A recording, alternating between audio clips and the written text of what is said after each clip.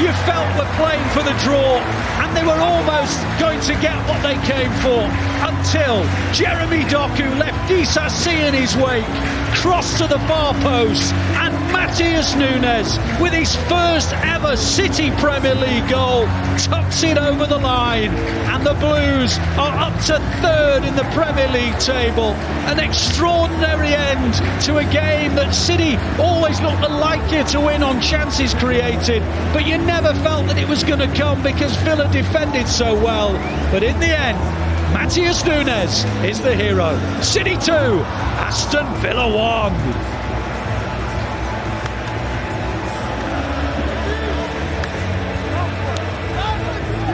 Well, let's go back to the studio. And in the end, that controversial penalty hasn't cost City at all. Take a breath, Manchester City fans. We have done it. As Blue Moon echoes around the Etihad Stadium, it's finished Manchester City 2, Aston Villa 1, all courtesy of that man on your screen there. Matheus Nunes with his first Premier League goal for Manchester City. And what a goal, in what a game, in what could sure be a crucial moment in securing Champions League football. I need to breathe. Joleon? What is your assessment? Jeremy Doku. Instead of those, like, you give him enough 1v1s, he will go past you. And the one before that, he got tackled, he went out for a throw-in, and then he got it back again. It was like, no, I'm running at you again. And his first touch wasn't great, but his reaction, I'm speechless. I don't even know how to explain that behaviour. Like, it's out of this world. The ability to react that fast, ridiculous. And then again, the touch and the composure, Nunes being in the right place, yeah, perfect. Some brilliant scenes here as well. Jack Grealish putting his arm around Nunes' shoulder.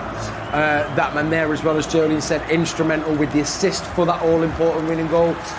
Izzy, it was a great game of football. I thought Aston Villa were absolutely fantastic, and you can see why they've done what they've done this season. But how big of a goal was that, and how important of a goal was that? Do we need to talk about your reaction in the studio, Cal? Well, both of us. Well, to be fair, I feel like my voice is going a bit. I don't know why. I haven't spoken that much. No, it was. I had this feeling it was going to be something tonight, like something special, and I think the fans deserved it. I think that man there, Pep, deserves it more than anyone. You can feel, the energy coming off him. You can feel the players. It's massive, absolutely massive. What a win, and what a moment. Matheus Nunes. He's had a tough start to his City career, and he's just kept churning away. And he got his assist against Everton, and he's got the winning goal tonight in a moment where his team needed him. Bit of composure. It was absolutely fantastic. And how great for this man here, Joleon. I mean, nothing needs to be said. We're going to be speaking about him so much as we bring it close to the season.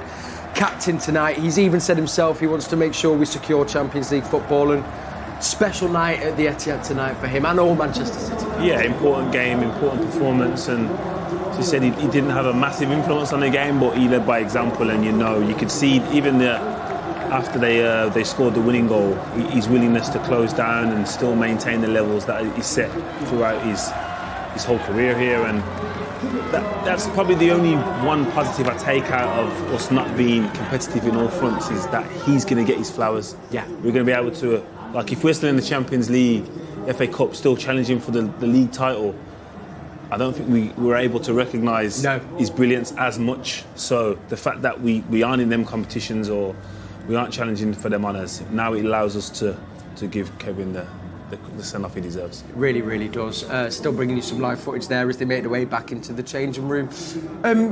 It was a hard-fought game today, Izzy, as well, because I wanted, you kind of go, what was some great moments, but it felt tight, but City really did push in that second half against a very tough Aston Villa side. Yeah, Villa were class. They played their part, and because they go for the game, it makes it open, and it almost didn't play to City's advantages. We didn't have too much on the counter-attack, but then Pep made the change at the right time with Doku, and just that threat of his pace just puts a little bit of doubt in Villa's mind, and Villa had their moments as well, but all my days, what a win. Yeah. You put it on the balance, you go, what a win. A team that's in form, they're flourishing in Europe. Well, they have flourished in Europe. They've been brilliant all season. Yeah. City, backs against the wall a little bit. to find that bit of resilience, that bit of grit, determination, character. Football, sometimes we speak tactics, till the cows come home, but character, that is massive tonight, and you can feel it. What a night at the Etihad. What a night at the Etihad. Well, let's get live reaction from the pitch. Alistair Mann and Andy Morrison are there now, so let's see what they're making of that win. Yeah, welcome back to the commentary box. I tell you what, an extraordinary end to the game. And Andy Morrison alongside me. You were feeling from the moment Doku came on that he just needed that one opportunity, and then it came. Yeah, well, I feel Pep did something. He spoke to Nico Riley to drag Rodgers inside to create the passing line so that we could find Doku. Give him 1, 2, 3 opportunities. He's going to cause him all sorts of problems. It's then whether you get the next moment. And the next moment was brilliant. Outside of his right foot, into that little corridor, the keeper can't come, and then Nunes arriving right on the button. And it was brilliant. And, I'm not going to say that City deserved to win it. I thought it was a brilliant game of football. I thought it was a tactical game of football that could have gone either way. And if we'd left 1-0, I would have said, what a good game of football.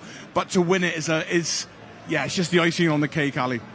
What compliment do you pay for City for getting over the line against a very, very good side? It's a resilience. It's a nature of the football club. It's what they've created now over a long period of time. Find a way to win in big games of football. We spoke about it before the game, that there's the quality on the pitch to go out there and make something happen. Didn't feel like it was. There was a fantastic moment from McAtee where he chipped the keeper, but I just thought it was going to just fizzle out into a 1-0. But I still believed if we could create that one-on-one where they haven't got the double up, where one of the centre halves is not able to get across and shut off the channel, that will cause them problems. And Doku right on the bottom, brilliant.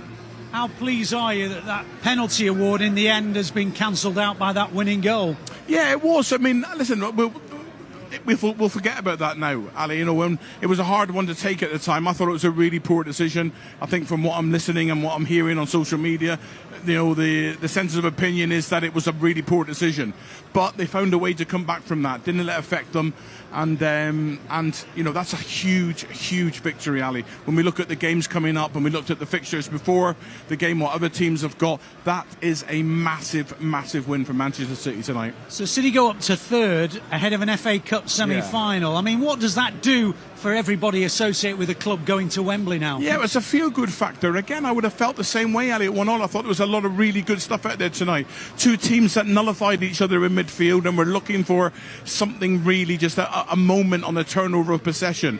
But going into Sunday's game, it's perfect. I'm looking at the bench, I'm looking at the strength of what we've got to come in, and that just creates an energy that sets us up for a brilliant game on Sunday. Thank you very much, Andy. Andy on commentary. I think you're in the panel for the semi-final on Sunday. Looking forward to it. Andy will be back with us again for Matchday Live, but let's go back to the studio in Kel. Lovely stuff. Thank you, Alistair Mann. Thank you, Andy Morrison. What a special night under the Etihad Stadium roof tonight was. Huge game in securing Champions League qualification. We're going to look at the table in a little bit. But that little bit of magic from Doku, that finish from Nunes, meant we did finish the game 2-1. Joleon, we spoke about before how maybe City's experience of run-ins and putting in a run together in the crucial part of the season. Andy spoke about it there. It did feel there was that energy in the Etihad tonight that had been curated and garnered over the last 5 to 10 years. Yeah, definitely. But I also think that the current form, the current unbeaten run helped that as well. The belief, yes, we're still unbeaten, even if we don't get the winner, that's still the case. But in regards to the continuation of trying to push for the win, I think as competitive as the game was, I think the longer it went on, Villa were happy with taking the draw and not losing or not potentially losing. And then we were like, no, we're trying to win this game. We're confident that. And that, again, confidence comes from keeping 3 clean sheets the last 6 games, so we can continue to push forward and be safe at the back. But because, again, even though we did concede, unfortunately, strange decision, it was comfortable at the back. We wasn't ever in danger consistently. Yeah. Again, that comes from confidence, and all of a sudden then you can push players forward and your fullbacks are at the back stick, and then Doku creates that moment of magic. There was chances though in that second half as well. We don't want to dwell on the decision. Andy's kind of covered it there. McAtee really unfortunate not to get on the score sheet. Could have maybe got that second goal a little bit earlier on, but found himself in the right position again. Yeah, really good again. De Bruyne, I think, found him on the first one where he's dinked over the head of Martinez, and you think it's going to just bounce into the back of the net. It went just wide. And then there was that second one where it was Nico O'Reilly, I think, got into the space on the left-hand side. He fired the ball across, and McAtee just didn't quite connect, but the timing of his run was excellent. And then obviously Pep took him off, and then he I thought he had a really good impact on the game. McAtee, it would have been magic for him if he managed to find that goal, but keeps him hungry. And then of course Doku, the game changer, with that ball across. I mean, you talk about inch perfect pass. Martinez can't come for it. Pau Torres can't put a leg out, and obviously the opposite fullback's in at the back stick with a clever little finish as well, bounced it into the ground so it goes over. But tight angle, great finish, and what a game. What a game. It's just what they needed. Well, it's funny though as well, and I think Pep alluded to this with Nico getting on the score sheet. There's something about, I don't know if it's the system or maybe the fact you have got more attacking-minded technical players in fullbacks that are fullbacks. I mean, I'd love to see the total goals throughout the season have been really key this season. Guardiola throughout. Nunes now on that side, and I think obviously O'Reilly as well. There's been plenty of goals from that area. Is that system, or is that the attacking minded players? I would say system, and only due to Guardiola being a defender. If he was an attacking thinking player, then I would say it's the personnel, the mentality of them to get in the box. But I'm sure Pep's encouraging them to close off and recognise when the timing is right for that, because I don't think he's doing that or Nunes is doing that if their winger's high and advanced. He has to then obviously be cautious of that. But the fact that he's recognised, no, they've not left anyone up. I can push forward and be there. And as I said, the people will look at the finish and say, oh, it was an easy finish or a hard finish, whatever that may be. But to recognise the timing of when to be there, that's the skill. Yeah. Because again, you can be in there too early, and then all of a sudden it's gone behind you, and then the chance is gone. So, yeah, the ability to recognise when Jeremy's going at him and time that run is key and crucial. Shall we have a look at what that does to the Premier League table then? Please. Let's. OK, so as we looked at half-time when it was 1-1, that goal now does this. I think I'm right in saying... Yes, moves us up to third. So, of course, Forest, Newcastle and Chelsea all have got that game to play. But massive there now for City, especially now with the next few games. You look at Southampton, Bournemouth. Well, that's the thing. Like, Chelsea can win. They can all win, and we're still fifth. Yeah. Do you know what I mean? Yes. So it's still there in our hands, and that's what you want. Regardless of where you are, you want your objective, to be in control of your objective. And if we win... 2 of the next 4? Yeah. You like to think with them teams having to play each other, someone's going to drop points. For sure. Yeah, you know what I mean? That's the point, isn't it? As well, actually, there's going to be someone going to have to drop points. All of them can't win. Yes, yeah. So, we're the only team that can win all of our games and have all the points. Everyone else can't do that because of all them teams are going to impact each other. It's interesting as well, Izzy. I mean, as I say, it's still a lot to play for. Going to look to the head to the semi-final this weekend, but you suddenly do look at that, and obviously by our standards, particularly around November, December, with heaps of injuries, but you could be looking suddenly at a third place finish with an FA Cup final, which after Liverpool is the second best season in the Premier League in comparison to Arsenal. And it's been suddenly it puts things into perspective a little bit, doesn't it? It does. We said it before the game as well. If best case scenario comes out this season is winning the FA Cup and qualifying for Europe, for Champions League, let me rephrase that, Champions League, then that's, in essence, a successful season, considering Man City have dropped off this season and other teams have risen upwards. And that's natural. Everyone, is on their own journeys. Naturally, everyone's trying to win. Yeah. So ultimately, the ones who are successful in what they're doing are going to climb anyway. So I see this season as a bit of a rebuild. Yeah. But if they can rebuild whilst doing this, still Champions League, FA Cup, then, big game on Sunday. Sunday, isn't it? Yes, yeah. Big game, massive game, and exciting one as well. Speaking of that game, Joleon, I think you said it for both teams as well, but how important is it? Well, now, obviously, Villa will be looking for a reaction in their game, but obviously we go with that win and the manner in which we've done it. What is that like as a player then when you then having to get all the coach down? It's obviously confidence, momentum and all that, but that will be draining for Villa now. Yeah. As you all know, you don't feel tired when you win. You're not injured. There's none of that. You can see the last minute goal, I'm knackered now.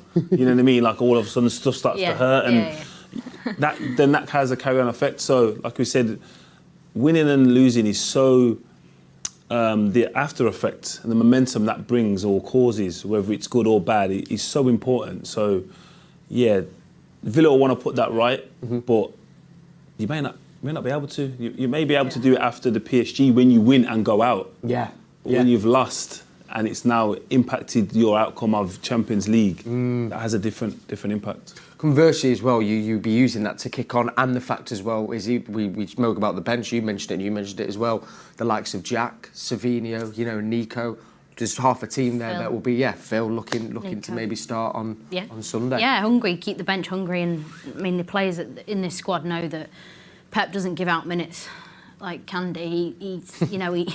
He knows what he wants. He knows how he envisages a game, and then he makes a necessary change or when he thinks it's right, like we've seen it tonight with Doku. The timing of Doku coming on ended up having a really good impact at the end. But yeah, the players are going to be hungry to play. You've all of a sudden got that sort of bite about the team now. You want to get yourselves up to Wembley. You absolutely want to. These players want to win.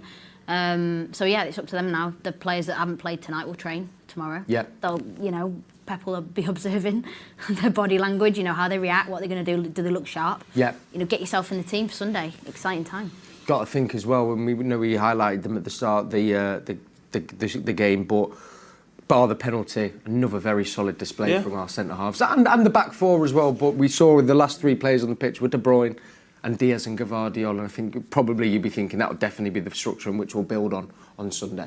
Yeah, you would say so. Again, if Akanji is able to get in the starting lineup, I don't know how fit he is. You don't know, and they said it's an unforgiving pitch. Wembley and stuff, and I'm guessing it's going to be quite warm down there as well. But in regards to whoever Pep selects, we know they're capable. Like, they've all been there, they've all done it. And that may be a factor, like, as influential as Nico has been, there'll be an element of adrenaline that he hasn't been able to experience to know how to control that. Yeah. So there's going to be different factors that Pep will have to consider. We know Gvardiol can play fullback, even though I'm enjoying seeing him centre half, but if he's needed, I'm sure he'll play there and do a great job. Lovely stuff. We can actually hear from the goal scorer of that second goal. Let's now get the thoughts and hear from our match winner, Matheus Nunes. Matheus, what a time to score your first Premier League goal. How are you feeling right now? I mean, it was a very tough game. Of course, you could see by everyone's reaction in the end of the game when we scored. Massively important 3 points. Very happy, of course. But now we need to cool down, rest for the semi-final, and we're going to try and win it. And when you saw Jeremy get the ball, did you just have a gut feeling that he would somehow find? Because it was an incredible pass, wasn't it? Yeah, I mean. Normally when the ball is on the left, I mean, I have always to, as a fullback now, I have to be careful with the counter-attack and see where the left wing of the opponent is, and trying to be aware on where I should be. But because I saw it was the last minute, I just went for it. Maybe kind of the same feeling as Nico had last game against Everton. So I mean, yeah, it was just like you said, a good feeling that I thought it's in the end of the game, I'm going to go for it. And I mean, happily I was there. What a time to score as well. What's the feeling like when you score a goal like that and you hear the noise? It must be incredible. I mean, you can't put in words, can you? I mean, it's just like something that you feel, and I mean, even for the fans in the stands, I think it's an amazing feeling to win like this. But for us in the pitch, I mean, I can't describe in words. I mean, it's an amazing feeling. Your biggest and best moment in a City shirt for you, would you say? No, it's winning the Premier League. Winning the Premier League was better than this. And it was a really tough game, wasn't it? Villa played really well. They're an excellent team, but the penalty felt a little bit harsh in the first half. How did you feel about that? I mean, at the time we were winning 1-0. I mean, we were comfortable in the game. I think throughout the whole game, even then when we conceded, we were very comfortable and we dominated the whole game. I mean, we created a lot of chances. We knew we were gonna have our chances, and I mean, this is football now. This is a tough opponent. I think every game now until the end of the season is going to be very hard. But we know this team is very, very difficult. They have really good players, and I mean, yeah, it's just football. And then in the end, it worked out for us. And up to third now. It's just a huge result for us, isn't it? but lots of hard work to do, like you said. Yeah, I mean, there's still 4 games in the Premier League to go. There's still the FA Cup next weekend. So I mean, there's still a lot left to do, and we have to keep our foot on the ground. And best preparation for the semi-final. And if we win that, we could end up playing Villa again, but you'll only be thinking about Forest and how difficult that's going to be next. Of course, I mean, we know how tough it is because they are very good in the Premier League as well. I mean, when we play them away, it was the last time we played them, it was a very tough game. So, I mean, we know we have to be at our best, and we have to prepare as strong and the best we can do, and I know we're going to do it, and we're going to be ready for the game. Brilliant. Thanks a lot, Matheus. Thank you. Congratulations. There he is, scorer of that match-winning goal, and interestingly, in the 93rd minute and 21 seconds, one off the Aguero goal. One off. Do you know what made me think there as well? He got asked, what is that like does it feel for a player? And obviously amazing, but he said winning the Premier League. But it just did feel like a turning point, Joleon, in that I've been here throughout this season.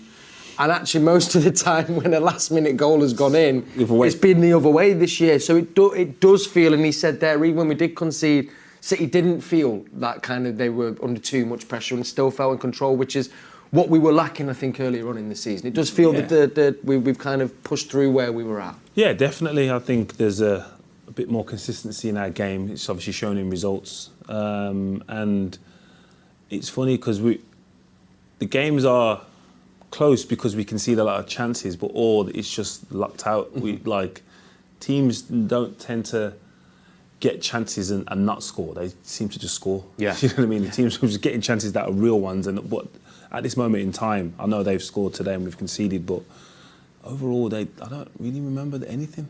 No. Anything causing any problems, and as I said, that's a sign of a good, solid team, and that's what we've been accustomed to over the last 7-8 years. So hopefully that's the sign of what it's going to look like to the end of the season. Absolutely. And speaking of end of the season, next game, Nottingham Forest, another team, been so brilliant this season.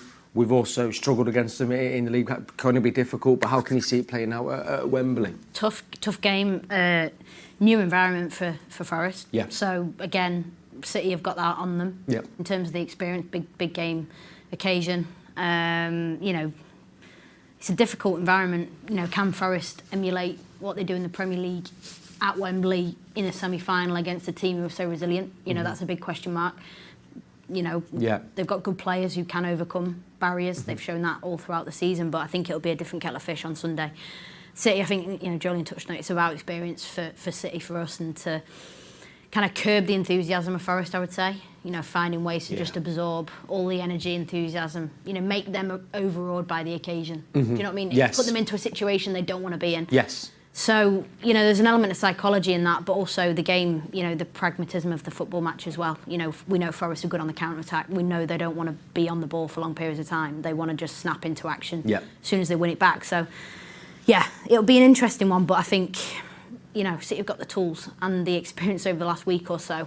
Happy days. Yeah, and I know this sounds funny. It's what Izzy kind of alluded to. The Wembley pitch is one that City is so accustomed to. They do call Wembley our second home, but it does seem to suit City a little bit more. And you played there as well. It does feel different. I think we say that because we get good results. Yes, yeah. But in terms of a team that enjoys playing in a certain way, Forest have the players like ours. They have strong wingers that want to have 1v1 in big spaces and run long distances, so they'll be aware of that. But going back to Izzy's point, I think it's important we control the adrenaline of it all. We've got a lot of experience, so you can go there and get up for the game in the right balance, where, like I said, they're having a great season, fully deserve to be in the semi-finals where they are in the league. But there might come a time where it's like, this is a different aspect. Yes. You have the chance of creating silverware. Champions League would be outrageous, but in 10 years' time, no one's going to remember the Champions League.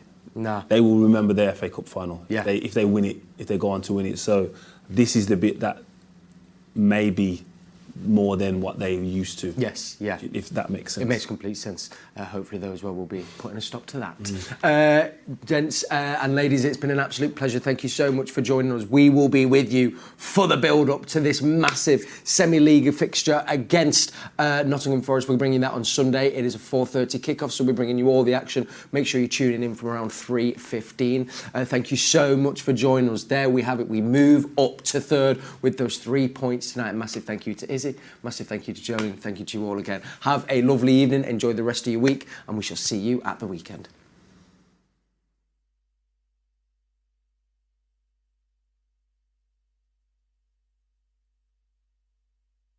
We're City. We don't mess about. We do things smarter.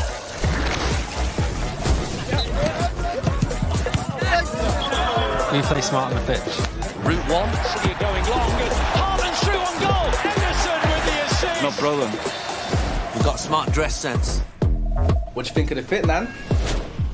Looks sick. Oh, snap! Oh, yes, Nan! We're known for our smart sense of humour. Hey, mate, can I get 10 bananas, please? Give us a minute. We're smart timekeepers. We're almost ready to kick off here at the Etihad Stadium as the Man City players take to the field.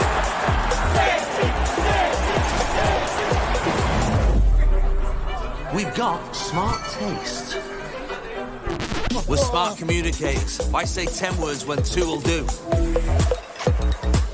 Mint, mate. So if we're smart in all these ways, why not be smart with water? We can all take small actions to make a big difference. Turn off your taps. Take shorter showers. Don't pollute our waterways. Get rid of your rubbish. When it comes to water, there are many ways to be smart.